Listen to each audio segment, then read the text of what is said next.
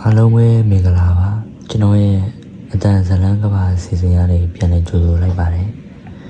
ဒီနေ့ညပြောပြမယ့်ဇလန်းလေးကတော့မိုးမြရဲ့အနက်ရောက်အိမ်ဆိုတဲ့ဇလန်းလေးပဲဖြစ်ပါတယ်ဇလန်းလေးရဲ့အစမှာတော့ဘာလေးတွေပါရှိတယ်အဲ့ဒီရွာနာမည်ကတစ်ချောင်းရွာတဲ့တောင်တွေနဲ့ဝိုင်းထားပြီးညရောက်ရင်မြို့တွေထူလာတတ်တဲ့ရွာပေါ့ဗျာပြောရရင်တော့တောင်ပေါ်ရွာလေးတူတာပေါ့ရွာဆောင်မှာတော့လူမနေတော့တဲ့အိမ်ဟောင်းကြီးတစ်လုံးရှိတယ်အိမ်ကတစ်သားအိမ်နှစ်ထပ်ပြတင်းပေါက်တွေကျိုးနေပြီးတကားကြီးကလေတိုက်တိုင်းတကျူကျူလို့အတန်ထွက်နေတယ်ရွာသားတွေကအဲ့ဒီအိမ်ကိုမတည်သေးတဲ့အိမ်လို့ခေါ်ကြတယ်ဘာလို့လဲဆိုတော့အဲ့ဒီအိမ်နဲ့ဝင်သွားတဲ့လူတွေကတချို့ကပြန်မထွက်လာနိုင်တော့ဘူးလေအဲ့ဒါကြောင့်တနေ့ညမှာတော့မိုးကြီးကမျက်နှာမမြင်ရအောင်ရွာနေတယ်လေစီးတွေတောက်ပြီးမိုးကြိုးတွေပါပေါက်နေတယ်အသက်23နှစ်ရှိတဲ့မင်းခါသူ့တငယ်ချင်း3ယောက်နဲ့အတူဆိုင်ကယ်စီးလာတယ်ဟေးမိုးကြီးလုံးနဲ့အရှိကအိမ်ထဲဝင်ရှောင်ရအောင်လို့အောင်စရာပြောလိုက်တယ်လမ်းမီတော့အောက်မှာမြင်လိုက်ရတာအနက်ရောက်အိမ်ကြီးအဲ့ဒါမတည်သေးတဲ့အိမ်ကြီးမလားဆိုပြီးဒီဟာအတန်တုံနဲ့ပြောတယ်ဒါပေမဲ့မိုးကပိုကြီးလာတယ်နောက်ဆုံးတော့သူတို့4ယောက်လုံးအိမ်ထဲဝင်လိုက်ကြတယ်တကားအောင်တုံခိုင်းတဲ့အချိန်ကျူးအတန်ကြီးကအိမ်တစ်အိမ်လုံးပက်တင်ထက်သွားတယ်အိမ်ထဲမှာဖုံတွေအပြည့်ပဲနေရမောကပကြီးကားတွေကလည်းမဲမောင်ပြီးမျက်လုံးတွေကသူတို့ကိုကြည့်နေတယ်လို့ပဲဒီမှာညအိမ်မယ်ဆိုလည်းမနေ့ရောက်မှပဲပြန်ထွက်ရုံပဲပေါ့အဲ့လိုမျိုးမိခါပြောလိုက်တယ်ဒါပေမဲ့သူတို့မသိခဲ့တာအဲ့ဒီအိမ်ထဲဝင်လာတဲ့အချိန်အစပြီးတယောက်ယောက်ကသူတို့နောက်ကနေလိုက်ကြည့်နေခဲ့တာပေါ့ည7 နာရီမိုးတန်တွေကြားထဲမှာဒုတ်အပေါ်တက်ကအခြေခံကြားလာတယ်ဒီဟာမျက်လုံးဖွင့်ပြီးတော့မင်းကြားလာလို့တူလေးမေးတယ်အေးကြားတယ်ခြေတန်းတပေးပေးနီးလာတဲ့ဟာဒုတ်အဲ့ဒီအတန်အပေါ်တက်ကနေလေကားဆင်းလာတယ်သူတို့4ယောက်လုံးအသက်မရှူရဲလောက်ငြိမ်သွားတယ်တော့ကျူးတကားဖြည်းဖြည်းချင်းပွင့်လာတယ်ဒါပေမဲ့တကားအပြင်မှာဘယ်သူမှမရှိဘူး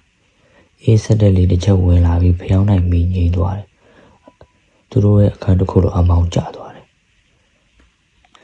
အဲ့ဒီအချိန်မှာအောင်စရာအတန်တုံနဲ့ဟေ့ကန်းတော့မှဘယ်သူရက်နေတာလဲလို့ပြောတယ်မင်းခါဖုံးပြီးထိုးပြီးတော့ကြည့်လိုက်တယ်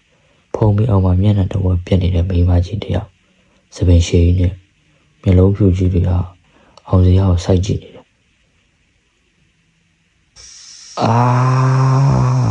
သူတို့အကုန်လုံးအော်ပြီးထွက်ပြေးကြတယ်ဒါပေမဲ့အိမ်တကားကြီးကဖွင့်မရတော့ဘူးမိုးကြိုးတစ်ချက်ပေါက်တဲ့အချိန်ဒီဟာမရှိတော့ဒီဟာမင်းခါကိုလိုက်ဆိုင်ကြတယ်အိမ်နောက်ဘက်မိဖို့ကြောင့်လည်းရောက်တဲ့အချိန်ထက်တွေးဆက်ကြတဲ့နေကြားရတယ်အပေါ်ကိုကြည့်လိုက်တော့ဒီဟာရဲ့အလောင်းကြီးကမျက်နှာပြုံးကြီးနဲ့ချိတ်ဆွဲထားတယ်မျက်လုံးနှလုံးကထွက်ကြနေပြီပါဇက်ထဲကကဲပါငါ့ကိုကဲပါဆိုတဲ့အတန်ထွက်လာတယ်ဒါပေမဲ့သူတည်ပြီးသားအောင်စရာကြောက်လို့ငိုတော့ငိုနေပြီဒီအချိန်နောက်ကနေမိမအတန်ကြီးတစ်ခါထွက်လာတယ်နေတော့ငါအိမ်ထဲဝင်လာတာဘာလို့လဲသူတို့ဖြည်းဖြည်းချင်းတောင်းနေကြည့်လိုက်အနက်ရောင်ဝတ်စုံနဲ့မိမကြီးလေဘင်းကအယိုးကျိုးထားသလိုတစ်ဖက်ဆောင်းနေတယ်ပြီးတော့သူမရဲ့ခြေထောက်ကမြေကြီးကိုမထိဘူးမင်းခါကနေရာမှာရှိတဲ့ဓာတ်ပုံအဟောင်းတစ်ပုံမြင်လိုက်တယ်ဓာတ်ပုံထဲမှာအိမ်ရှင်မိသားစုအဖေအမေကလေးမလေးတယောက်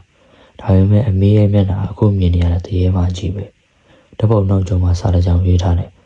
1998မီလောင်နေဆုံးခဲ့သောမိသားစုပဲမင်းခါရဲ့လက်တွေတုံးလာတယ်အဲ့ဒီအချိန်မှာအပေါ်တက်ကကလေးကြီးတန်ကြားလာတယ်ပြီးတော့ကလေးအတန်လေးကမေသူတို့လိုလဲတလိုက်အဲ့လိုမျိုးပြောတာအောင်စရာယူသလိုဖြစ်ပြီးတကားကိုခေါင်းနဲ့တိုက်နေတယ်ဖွင့်ပါဒါပေမဲ့တကားမပွင့်ဘူးမိုးကြိုးတစ်ချက်ထပ်ပေါက်တယ်အဲ့ဒီအလင်းထဲမှာအိမ်တအိမ်လုံးတေရွေးတွေပြည့်နေတယ်နေရာပေါ်မှာလေကားပေါ်မှာမျက်နှာချက်ပေါ်မှာလူတွေကကတ်သွားပြီးသူတို့ကိုကြည့်နေကြတယ်မင်းခါအတိုက်ရှူမရတော့ဘူးပြီးတော့တရေမကြီးဖြည်းဖြည်းချင်းပြုံးလာတယ် ဒီအိမ်ထဲဝင်လာတဲ့သူတွေဘယ်တော့မှပြန်မထွက်ရဘူးလို့ဖျောင်းနိုင်ပြီးနောက်ဆုံးတစ်ခုငြိမ်သွားတယ်အမောင်ထဲမှာအော်တန်တွေငိုးတန်တွေအယိုးကျိုးတန်တွေထွက်လာတယ်ပြီးတော့အားလုံးတိတ်ဆိတ်သွားတယ်နောက်တစ်နေ့မနေ့ရွာသားတွေကအိမ်ရှိမှဆိုင်ကယ်နဲ့စီကိုတွေ့တယ်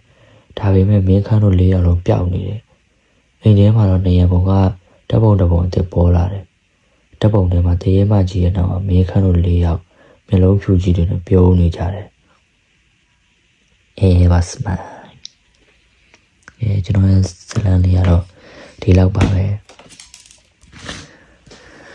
ကျွန်တော်ရဲ့ဇလန်လေးကိုနားထောင်ပြကြတဲ့တကယ်ချင်းမရှိအားလုံးကျေးဇူးတင်ပါတယ်ဒါကြောင့်မဖွယ်ကောင်းတဲ့စိတ်ဝင်စားဖွယ်ကောင်းတဲ့ဇလန်လေးတွေကိုလည်း